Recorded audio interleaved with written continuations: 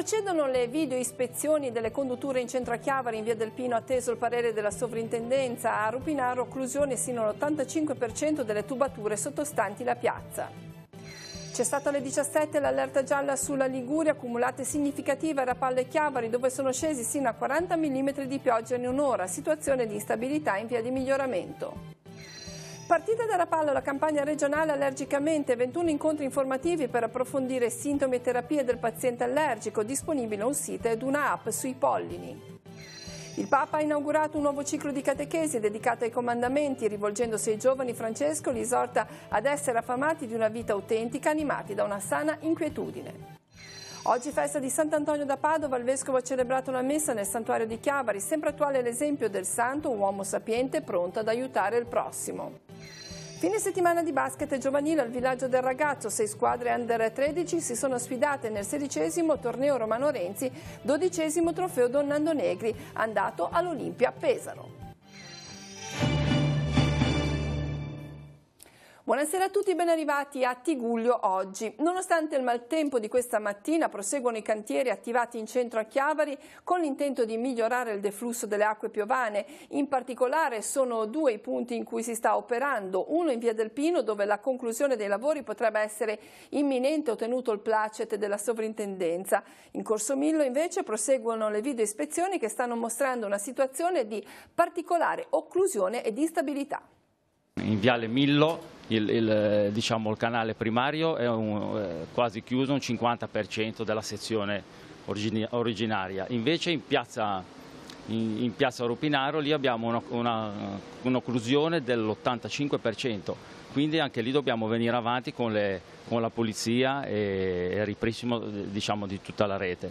Come procedete voi in questi interventi? Prima di tutto con la video ispezione, poi insieme affiancati a IRE andiamo avanti col discorso di pulizia e in questo caso qui in Corso Millo abbiamo trovato anche il problema dei soffitti che sono parzialmente crollati, che anche per un discorso sia di viabilità e di sicurezza dobbiamo per forza aprire il canale e nel frattempo puliamo e ripristiniamo con una soletta rinforzata per avere il transito sicuro. Quali sono i vari step di avanzamento lavoro sia per quanto riguarda Corso Millo sia per quanto riguarda Via del Pino? Allora, Via del Pino siamo in corso di definizione, abbiamo trovato questi ostacoli legati alla presenza di alcuni muri antichi, avendo fatto gli scavi che noi facciamo esattamente sui canali, quindi non abbiamo bisogno di archeologia preventiva, andiamo a lavorare sui canali. Poi nel momento in cui si arriva su alcuni incroci di canali, come in quel caso lì, si è dovuto fare una modifica, avendo proposto questa modifica dei canali si è dovuto chiedere l'autorizzazione alla sovrintendenza perché ritenuto questo muro fosse particolarmente rilevante. E questo ci ha determinato un rallentamento di circa un mese perché hanno addirittura fatto demolire una parte di cose che avevamo già costruito e quindi si è dovuto approfondire e rallentare. Però riteniamo che in una quindicina di giorni, se oggi ci danno l'autorizzazione, la si possa sistemare e finalmente il centro storico ha uno sfogo diretto verso un canale abbastanza efficiente che è quello di Corso Garibaldi che porta a mare. Rimaniamo in qualche modo in tema perché si è conclusa questa mattina in Comune a Chiavari la prima parte del workshop dal titolo Riqualificazione paesaggistica del sito alla confluenza del Rio Campodonico con il torrente Rupinaro. Nei giorni scorsi alcuni studenti iscritti all'ultimo anno del corso di laurea magistrale, dovremo avere alcune foto, per la progettazione delle aree verdi del paesaggio avevano svolto alcuni sopralluoghi e analisi per la riqualificazione paesaggistica di San Pier di Canne, del torrente Rupinaro e del Rio Campodonico, supportati dal personale dell'Ufficio Lavori Pubblici del Comune. I giovani hanno elaborato alcune proposte per la mitigazione del rischio idrogeologico del Rupinaro. Gli elaborati finali saranno presentati a Chiavari a settembre. Ed è cessata alle 17 di quest'oggi l'allerta meteo gialla diramata su tutta la regione Liguria.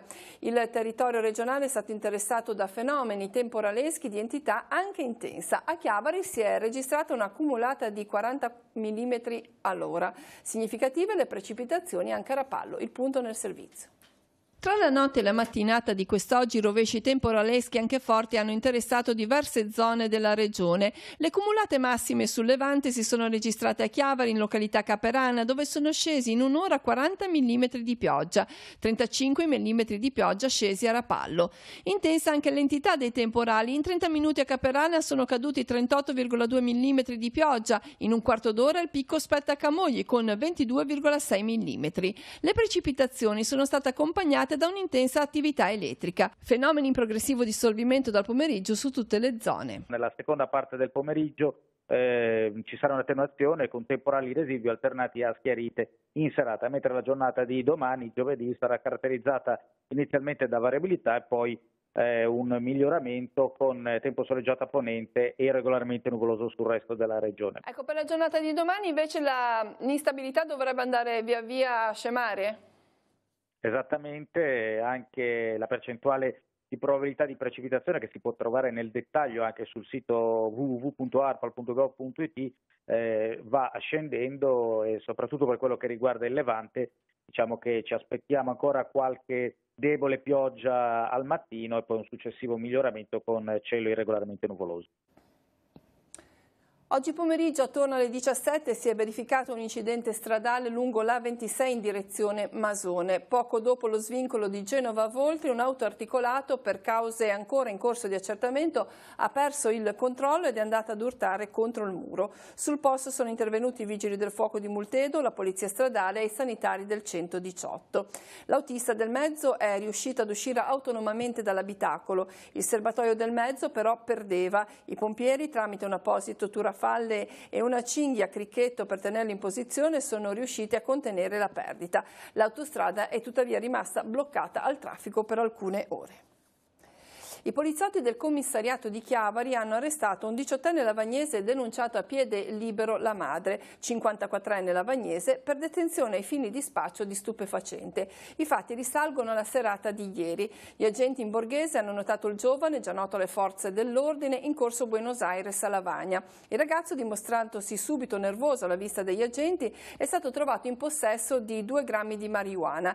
I numerosi messaggi WhatsApp con il quale il 18enne si accordava con coetanei hanno alimentato i sospetti dei poliziotti, che hanno proceduto alla perquisizione domiciliare. Davanti alla porta di casa il ragazzo, dopo aver suonato il campanello, ha gridato alla madre che con lui c'era la polizia. Mentre si sentivano i passi della donna allontanarsi, i poliziotti sono riusciti ad entrare nell'abitazione, trovando nel water un involucro contenente 1 grammo di marijuana che ancora gareggiava. Ulteriori controlli hanno permesso di rinvenire altri 50 grammi della stessa sostanza, suddivisa in piccole dosi, e la somma di 110 euro in banconote di vario taglio. E i carabinieri di Lavagna hanno arrestato ieri pomeriggio un cittadino straniero di 56 anni. L'uomo, già aggravato da precedenti di polizia, doveva scontare una pena detentiva di 1 anno, 6 mesi e 24 giorni di reclusione per detenzione ai fini di spaccio di stupefacente. È partita da Rapallo e da Savona la campagna promossa dalla Regione Liguria Allergicamente. Nel corso di 21 incontri pubblici gratuiti, esperti allergologi forniranno ai cittadini tutte le informazioni necessarie per capire le sintomatologie e, con un'adeguata prevenzione, cercare di combatterle. Sono inoltre disponibili un sito ed una app con bollettini aggiornati circa l'incidenza dei pollini. Sono circa 150.000 i liguri affetti da allergia. Il 25% degli abitanti della nostra regione è colpito da rinite, asma, dermatite atopica e allergie da contatto, allergie alimentari o da farmaci. Molte persone sono affette da più forme allergiche. Ogni anno sono circa 7.000 le visite allergologiche a cui si sottopongono pazienti con sintomatologia e migliaia i test allergologici cutanei per arrivare ad una diagnosi precisa. Numeri significativi a cui vanno aggiunti quelli dei pazienti sottoposti a terapie desensibilizzanti, le 3.000 iniezioni per vaccinazioni salvavita per i menotteri, 800 le prescrizioni di fiale di adrenalina autoiniettabili per adulti e 100 per bambini per scongiurare il rischio anafilassi. Numeri di tutto rispetto che hanno mosso la Regione dapprima a realizzare il progetto Gaia per la tutela dei soggetti con allergia alimentare e ora il nuovo progetto di divulgazione Allergicamente. Andiamo nei comuni a far conoscere ai cittadini le malattie allergiche. È importante perché ci sono sempre di più fake news, come si dice oggi, notizie false sulle malattie allergiche, ed è importante il ruolo dello specialista allergologo per cercare di affrontare nella maniera più corretta possibile la malattia allergica. È importante fare una diagnosi precoce per iniziare l'immunoterapia, che è una immunoterapia che può far veramente guarire il paziente allergico e respiratorio. Allergicamente promuove 21 incontri gratuiti in tutta la Liguria, in cui esperti allergologi saranno a disposizione dei cittadini per parlare delle differenti tipologie di malattie allergiche a fronte del progressivo aumento che si registra in Liguria. Il primo si è svolto a Rapallo e a Savona, per poi proseguire in altri 19 comuni. La campagna di informazione è portata avanti anche attraverso un sito che si chiama pollineallergia.net, è un'app che si chiama Meteoallergie, sulle quali pubblichiamo il bollettino del polline. Il bollettino del polline è quello che ci dice in questo momento che pollini ci sono nell'aria, a che concentrazione, e se il paziente sa di essere allergico a quel polline può praticare la sua terapia e la prevenzione. Apriamo ora la pagina ecclesiale con l'udienza generale tenuta da Papa Francesco questa mattina in piazza San Pietro, nel corso della quale il Papa ha inaugurato un nuovo ciclo di catechesi dedicate ai comandamenti. Il pontefice si è rivolto in particolare ai giovani chiedendo loro di essere affamati di vita autentica. I giovani siano affamati di bellezza e di vita autentica, non siano pusillanimi perché un giovane mediocre è senza futuro. All'udienza generale il Papa ha iniziato stamani un nuovo ciclo di catechesi dedicate ai comandamenti, partendo dal dialogo fra Gesù e il giovane ricco. Mitezza, forza e niente pusillanimità, niente mediocrità. Il beato Pier Giorgio Frassati, che era un giovane, diceva che bisogna vivere, non vivacchiare. I mediocri vivacchiano. Vivere con la forza della vita. Bisogna chiedere al Padre Celeste per i giovani di oggi il dono della sana inquietudine. Il passaggio dalla giovinezza all'età adulta avviene infatti accettando i propri limiti e la sfida è quella di trovare la vita vera. Francesco chiede quindi agli adulti di non essere cristiani con il cuore rimpicciolito, assuefatti alle mezze misure, perché serve l'esempio che inviti ad un di più. Ci vuole l'esempio di qualcuno che mi invita a un oltre, a un di più, a crescere un po'. Sant'Ignazio lo chiamava il magis, il fuoco, il fervore dell'azione che scuote le assonate. La strada di quel che manca passa per quel che c'è. Gesù non è venuto per abolire la legge o i profeti, ma per dare compimento. Dobbiamo partire dalla realtà per fare il salto in quel che manca. Dobbiamo scrutare l'ordinario per aprirci allo straordinario. E al termine della catechesi Papa Francesco ha rivolto il proprio pensiero agli organizzatori e agli atleti che da domani saranno impegnati nei mondiali di calcio in Russia. Un invito a favorire la solidarietà e la pace tra i popoli. Domani si apriranno i campionati mondiali di calcio in Russia. Desidero inviare il mio cordiale saluto ai giocatori e agli organizzatori, come pure a quanti seguiranno tramite i mezzi di comunicazione sociale questo evento che supera ogni frontiera. Possa questa importante manifestazione sportiva diventare occasione di incontro, di dialogo e di fraternità tra culture e religioni diverse, favorendo la solidarietà e la pace tra le nazioni. Oggi la Chiesa ha fatto memoria di Sant'Antonio da Padova, un santo molto venerato in Italia e anche nella nostra diocesi. Il Vescovo questa mattina ha celebrato la messa al Santuario dei Frati, ricordando proprio la figura di Antonio. Il Signore ci fa dono di uomini sapienti. Sant'Antonio è uno di questi, scelto per aiutare altri uomini. Sentiamo. La nostra comunità che si raduna qui nella chiesa di Sant'Antonio la sente molto. Già nei 3 giorni precedenti abbiamo avuto una buona affluenza di persone, con Don Andrea ieri, con Don Paolo l'altro ieri, che hanno guidato le nostre celebrazioni, e io direi che oggi sarà un po' il vertice di tutta la celebrazione. 2 parole sulla figura di Sant'Antonio? Sant'Antonio, nel calendario che noi abbiamo preparato all'inizio dell'anno, per questo mese di giugno abbiamo messo una frase che dice lui di sé: senza la misericordia di Dio io Antonio non sarei niente. La misericordia di Dio è come il pilastro che sostiene il cielo e la terra. Se questo pilastro cade siamo perduti. Profondo cordoglio ha suscitato nella popolazione di San Colombano Certenoli e Levi la notizia della scomparsa di Stefano Oneto, 64enne, originario di Villa Oneto. Oggi pomeriggio nella chiesa di Santa Maria Camposasco è stata celebrata la Santa Messa funebre. Oneto era sofferente da qualche tempo, amorevolmente seguito e accompagnato dai suoi cari, la moglie Grazia, il figlio Luca con Federica, le sorelle Maria Chiara e Rosella e tanti nipoti e pronipoti. Ex bancario in pensione, Stefano Oneto era molto legato al suo paese, in particolare alla frazione dove risiedeva. Era stato impegnato in amministrazione a San Colombano Certenoli come consigliere comunale, ma il legame forte era proprio con Villa Oneto e la chiesetta di San Fermo che sorge nel cuore del quartiere. Nel 1996 era stato uno dei promotori della costituzione del comitato di cui era stato vicepresidente, che si era adoperato per la ristrutturazione dell'edificio sacro portata a compimento nel 1999.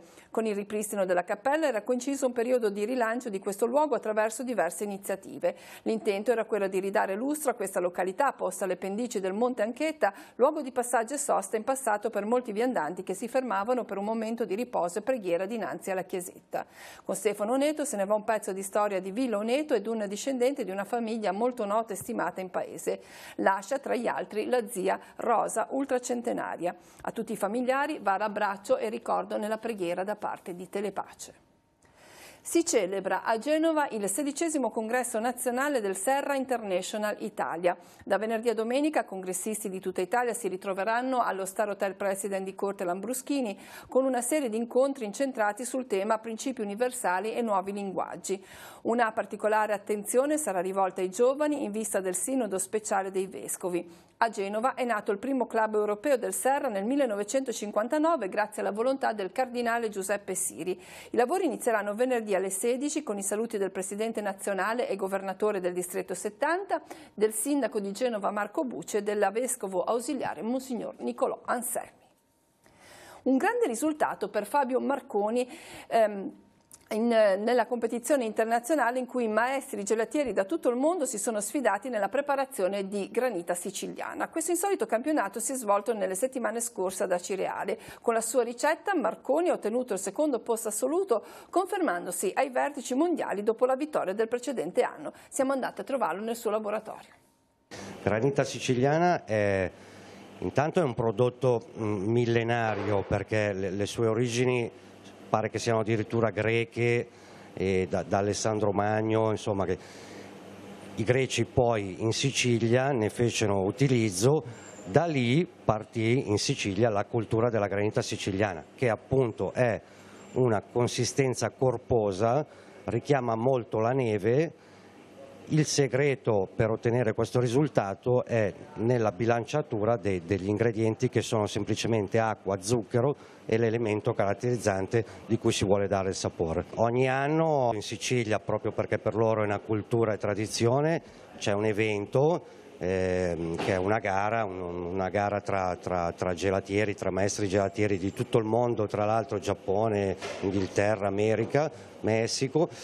Ho partecipato quest'anno, ho partecipato l'anno scorso, in entrambi i casi abbiamo ottenuto ottimi risultati, l'anno scorso addirittura abbiamo vinto, ci siamo classificati primi, quest'anno secondi, quindi stiamo mantenendo un buon trend e insomma il risultato è buono. Per noi addetti ai lavori è un momento di confronto, oltre che di incontro, di confronto. Durante i 3 giorni della Kermesse, di cui dura l'evento, si ha modo appunto, lavorando in un laboratorio open space, ci si confronta, ci si dà dei consigli, si può imparare molto, no? Dal collega che magari ha quel pizzico di esperienza in più, quindi è bello, è formativo, no? Oltre che poi magari appunto se si riesce anche a ottenere dei risultati ancora meglio. Da lunedì Venerdì prossimo i portofinesi non solo potranno godere di uno dei percorsi più suggestivi dell'intero borgo. Alle 18:30 sarà riaperta la passeggiata che dalla Ciappella porta sino all'ingresso del bastione, nel punto più alto del borgo. A 2 anni dalla tempesta di vento che fece abbattere alcuni alberi attorno al Castello Brown, si potrà ripercorrere il sentiero per raggiungere il punto panoramico nei giardini del castello. Finalmente si riapre, ha detto il sindaco Matteo Viacava. Oltre al fatto di ridare a tutti i portofinesi e turisti un magnifico angolo di paradiso, c'è anche la grande soddisfazione di aver ripristinato una parte del promontorio. E ora andiamo sul nostro sito internet, perché di oggi pomeriggio la nomina di Edoardo Rixi, già deputato della Lega e assessore regionale della Giunta Toti, a sottosegretario alle infrastrutture e trasporti nella squadra di governo Conte. Tutti i consiglieri regionali della Lega oggi hanno fatto le congratulazioni al neo sottosegretario, che rappresenta anche un pezzo di Liguria. Sfogliamo ora le pagine dell'agenda di Telepagina e poi ci ritroviamo con tutte le altre notizie e lo sport.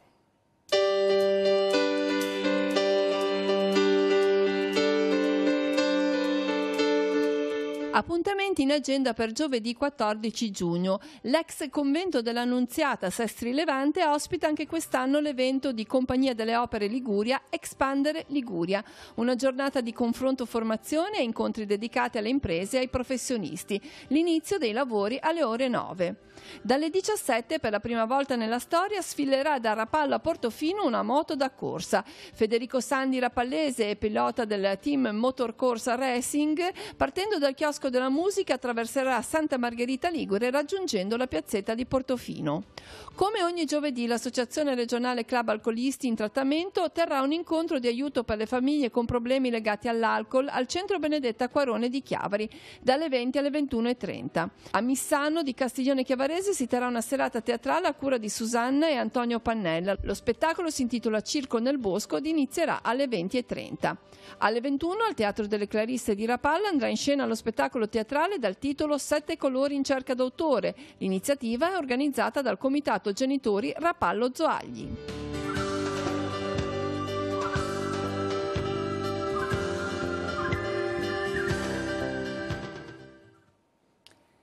Un appuntamento per domenica prossima. A Chiavari si festeggeranno i 60 anni di fondazione di Avis e Fidas, le due realtà che sensibilizzano sulla donazione del sangue. Alle 10 la Santa Messa in cattedrale in memoria dei donatori defunti, a seguire un pomeriggio insieme a partire dalle 17 con spettacoli di animazione per le vie del centro. Alle 21 la serata di cabaret con i Pirati dei Carugi.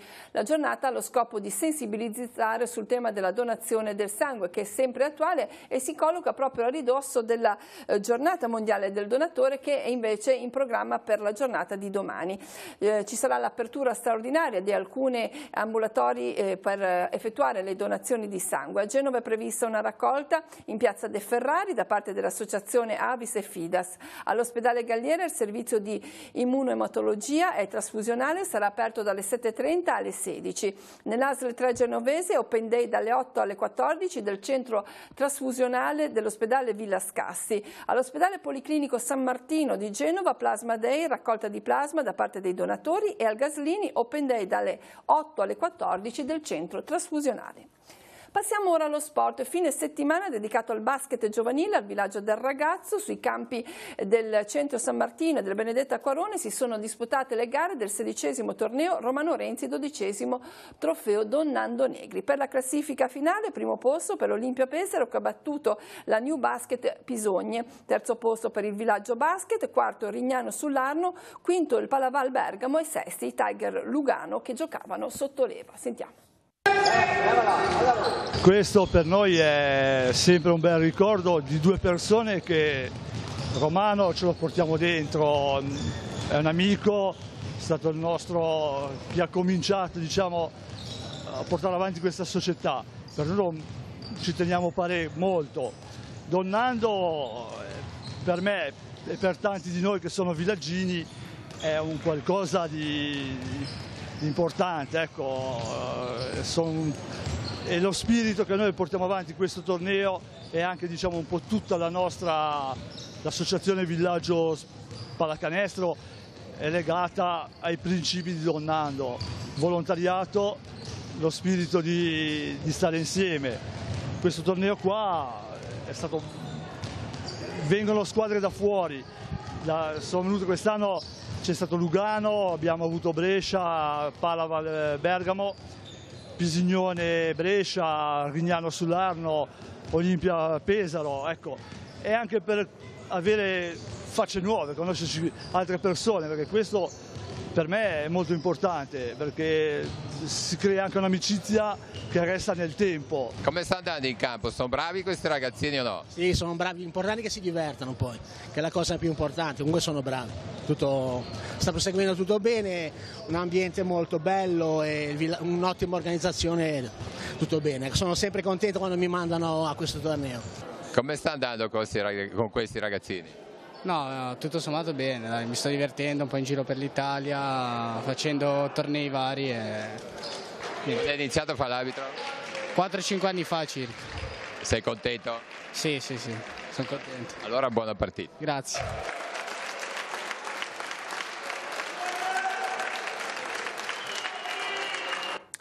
Passiamo alla pesca. Alberto Cossi è aggiudicato il titolo di campione 2018 della pesca del Muggine.